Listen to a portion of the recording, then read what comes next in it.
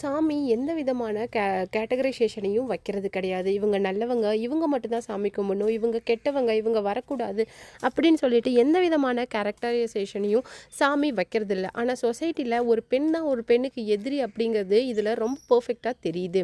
அது மட்டும் இல்லாமல் ஒரு டிவோர்ஸுக்கு காரணம் ரொம்ப பப்ளிக்காக ஒரு ஆண் தான் அப்படின்னாலும் அந்த பொண்ணு எந்த காரணத்தை கொண்டும் எதுக்காக சஃபர் ஆகுறாங்க அப்படின்னு சொல்லிட்டு எனக்கு புரியவே இல்லை.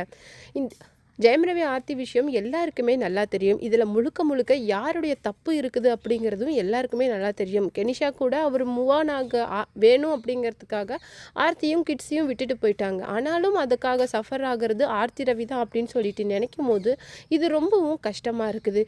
அது மட்டும் இல்லாமல் எந்த விதமான ஃபேமிலி ஃபங்க்ஷனாக இருக்கட்டும், இல்லை ஒரு மேரேஜ் அப்படின்னு சொல்லிட்டு நல்ல விஷயங்களாக இருக்கட்டும், இந்த மாதிரி டிவோர்ஸ் ஆன பெண்களை ஒரு மாதிரி கார்னர் பண்ணுறது அப்படிங்கிறது பார்க்குறதுக்கே ரொம்பவும் வியர்டாக இருக்குது. இது எந்த அளவுக்கு ஏற்புடையது அப்படின்னு சொல்லிட்டு எனக்கு தெரியல அப்படிங்கிற மாதிரி ஆர்த்தி ரவிக்கு சப்போர்ட்டிவாக அவங்க பேசின அந்த எமோஷ்னல் பதிவுக்கு ரியாக்ட் பண்ணி பேசியிருக்காங்கன்னு கலா மாஸ்டர் அவங்க சொன்ன விஷயங்களை தொடர்ந்து தான் இந்த வீடியோவில் நம்ம பார்க்க போகிறோம். வீடியோக்குள்ளே போகிறதுக்கு முன்னாடி சேனலுக்கு புதிய இருந்தால் மறக்காமல் சேனலை சப்ஸ்கிரைப் பண்ணிக்கோங்க. வரலட்சுமி பூஜை செலிப்ரேஷன் அப்படிங்கிறது எல்லா நடிகை வீட்டிலையும் ரொம்ப கிராண்டாக கொண்டாடப்பட்டுச்சு. எப்போவுமே ஸ்னேகா மேம் இருக்கும், இல்லை சுஜாவர்ணி மேம் அப்படின்னு சொல்லிட்டு இவங்க எல்லாருமே ரொம்ப கிராண்டாக செலிப்ரேட் பண்ணுவாங்க. வரலட்சுமி பூஜைனாலே அவங்க வீட்டில் எந்த அளவுக்கு டெக்கரேட் பண்ணியிருக்காங்க அப்படிங்கிறது தான் ரொம்பவும் ஹைலைட்டாக இருக்கும்.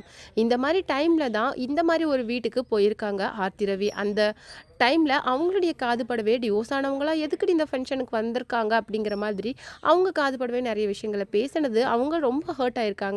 அந்த விஷயத்தினால அவங்க எமோஷ்னலாக ஒரு பதிவை ஷேர் பண்ணியும் பேசியிருக்காங்க. அந்த பதிவில் என்ன இருக்குது அப்படின்னு சொல்லிட்டு பார்த்தீங்கன்னா, ஒரு பையன் தன்னுடைய அம்மா கிட்ட நீங்கள் இந்த மாதிரி ஃபங்க்ஷனுக்கெலாம் போக மாட்டீங்க அப்படின்னு கேட்கும்போது, நான் இந்த ஃபங்க்ஷனுக்கெலாம் போகக்கூடாது அப்படின்னு சொல்லியிருக்காங்க. ஏன் நீங்கள் போகக்கூடாது அப்படின்னு சொல்லிட்டு அந்த பையனோட கேள்விக்கு அந்த அம்மா கிட்ட ஆன்சர் கிடையாது.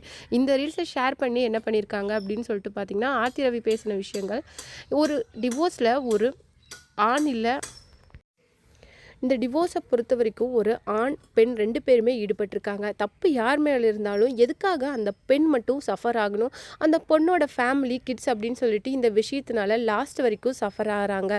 இது எதனால அப்படின்னு சொல்லிட்டு என்னால் புரிஞ்சிக்க முடியல அப்படின்னு சொல்லிட்டு ஆர்த்தி ரவி ரொம்ப எமோஷ்னலாக ஷேர் பண்ணியிருக்கிறாங்க.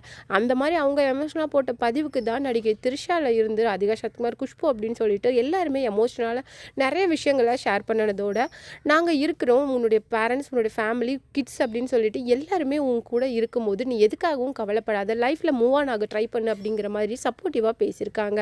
அந்த வகையில் கலா மாஸ்டர் சொன்ன விஷயங்கள் என்ன அப்படின்னு சொல்லிட்டு பார்த்தீங்கன்னா, ஜெயம் ரவி மற்றும் ஆர்த்தி ரவியோட விஷயங்கள் எல்லாருக்குமே நல்லா தெரியும். இந்த விஷயத்தினால ஆர்த்தி ரவி எந்த அளவுக்கு சஃபர் ஆகிருக்காங்க அப்படின்னு சொல்லிட்டும் தெரியும்.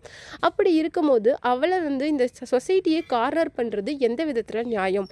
ஒரு பக்கம் ஜெயம் ரவி கெனிஷா கூட லைஃப்பில் மூவ் ஆன் ஆகி போகிட்டாரு. இன்னும் டிவோர்ஸ் வரல, மேபி வந்துச்சுன்னா கண்டிப்பாக கெனிஷா கூட மேரேஜ் பண்ணிக்குவாங்க. ஆனால் ஆர்த்தி நினச்சி பாருங்கள், ஆர்த்தி கிட்ட 2 கிட்ஸ் இருக்காங்க, அவங்களுடைய ஃப்யூச்சர் இருக்குது, ஆர்த்தியோட லைஃப் இருக்குது.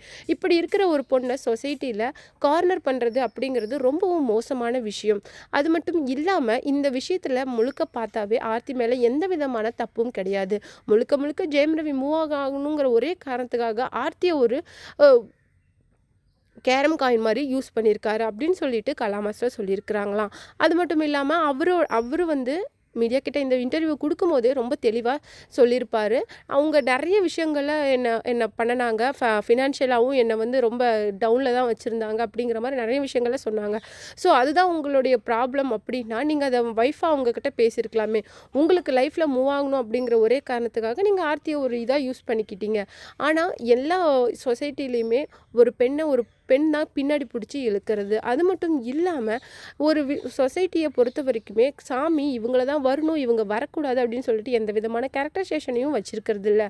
ஆனால் ஒரு சிலர் இந்த மாதிரி செஞ்சுட்டு வேணும்னே அடுத்தவங்களை காயப்படுத்துகிறாங்க. இந்த மாதிரி உங்களுடைய லைஃப்லேயும் கண்டிப்பாக நடக்கிறதுக்கு ரொம்ப நேரம் ஆகிடாது. ஸோ ஒருத்தரை ஹர்ட் பண்ணும்போது கொஞ்சம் யோசித்து பேசுங்க.